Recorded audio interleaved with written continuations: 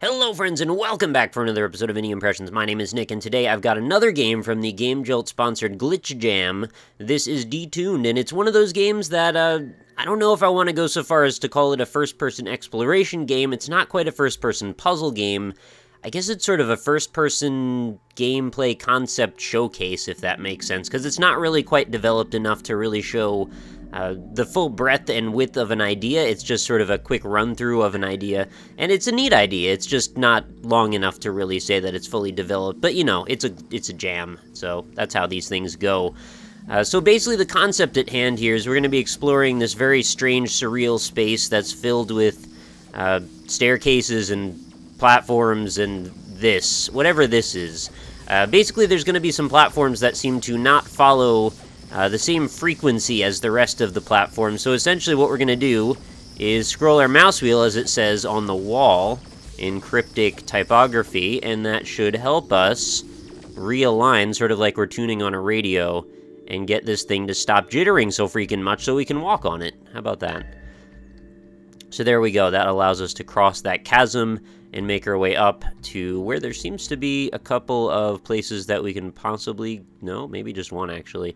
That is actually a very cool visual. I really like that. I'm not really sure what to call this. I've seen this visual done a lot of times in various ways.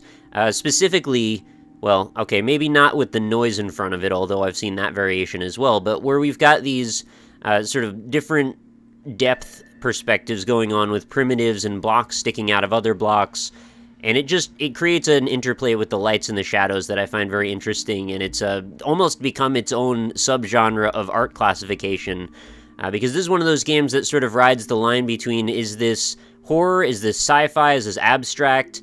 And I think the conclusion that I'm coming to with this, and well, I certainly don't know what that is up there, but I think, and this is something that I heard told in several different contexts, one of them being when I was in art school, that the tools that you use to create your creation oftentimes, well, almost always leave some sort of an indication or a mark on the actual elements that you're trying to create. And in this case, I think the elements and the tools are Unity engine, and the fact that we're using primitives to create a three-dimensional space.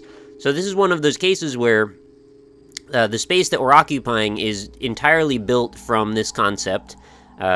It's based around, I mean, this interplay of light and shadow that I was mentioning, and I think in a lot of ways that might come first and foremost over the actual, you know, usefulness of the space that we're occupying. Oh, I guess those are just detuned platforms up above us. I just couldn't really tell from that other perspective.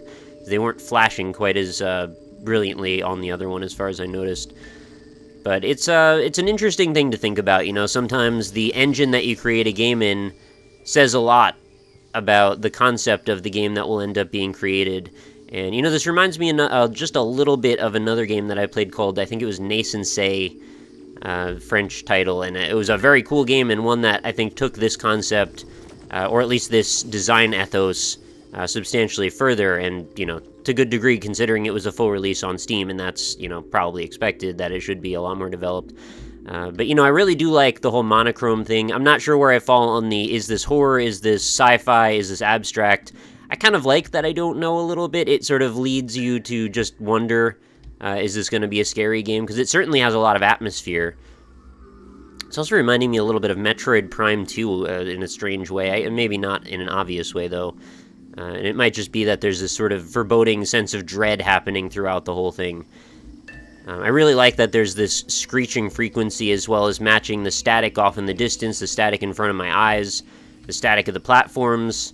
I guess in that respect, I'm also getting a bit of a Silent Hill vibe. Oh, geez, I've fallen. That was a little dumb. And this is another one of those games where the mouse doesn't seem to get captured in the game window, so I have to make sure I don't click on anything because otherwise I'll defocus the window and, well, I want to detune things, not defocus them if possible. Thankfully, my mouse wheel still works. Alright, so I'm wondering how this is going to happen. So I have to cross this gap, and I'm thinking when I change one... Oh, they're on a slightly different frequency, aren't they? Oh, geez, so I don't want to go down. I definitely want to go up. Hopefully, that's the right direction. I don't know, we'll see. Well, let's just walk over there, and if I fall... Well, thankfully the developers had the foresight to drop us onto another platform. Oh, geez, well, I went the wrong way, so clearly I want to go up on that one.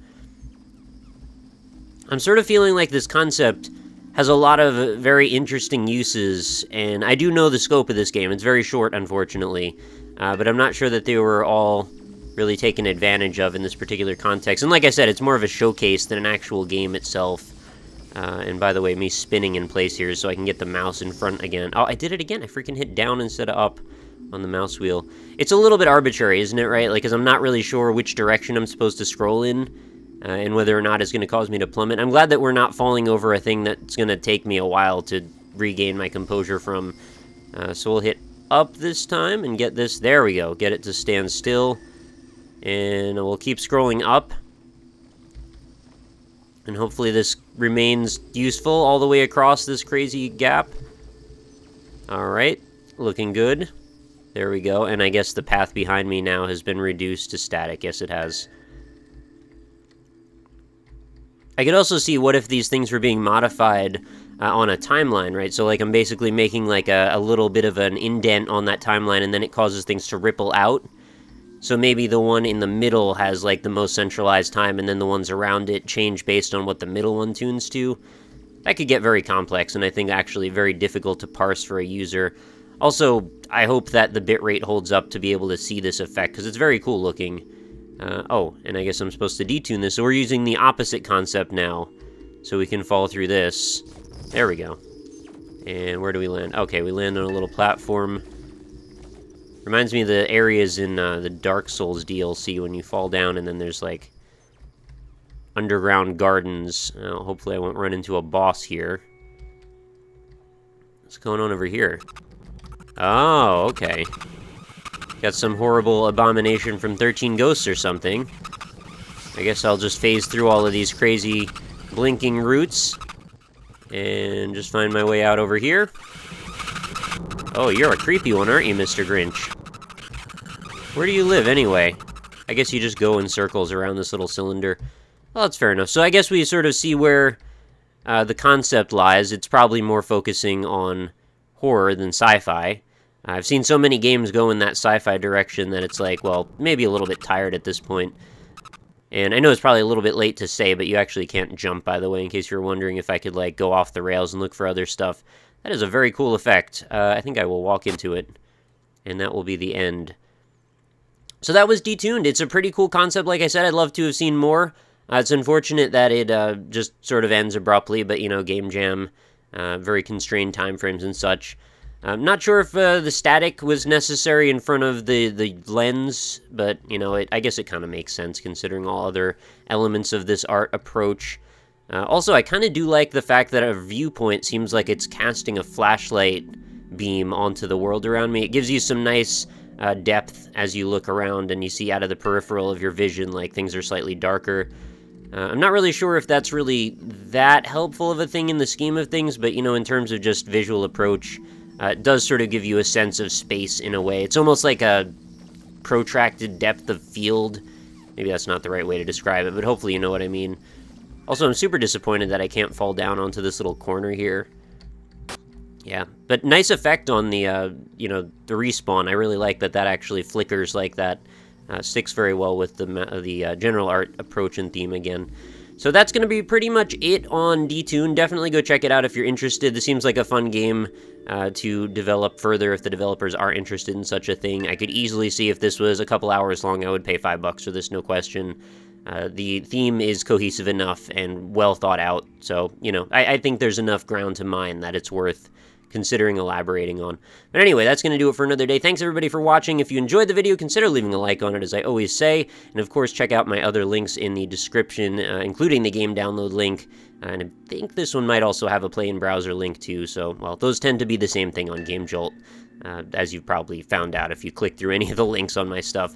But there's also indie-impressions.com where you can find over 800 other videos in a similar sense to this one. So if you're looking for free or paid indie games, either way, and sortable by genre, go ahead and head on over there. There's plenty for you to see and do. And hopefully you'll stop back again tomorrow for another episode, because these go up every single day without exception. I really do like this curly Q design. It's just like sort of the random nature of it. It just looks cool. It's like a bunch of slices of cantaloupe or something hanging out over TV static. Anyway, I will talk to you all tomorrow. Thank you so much for watching. Have a fantastic night.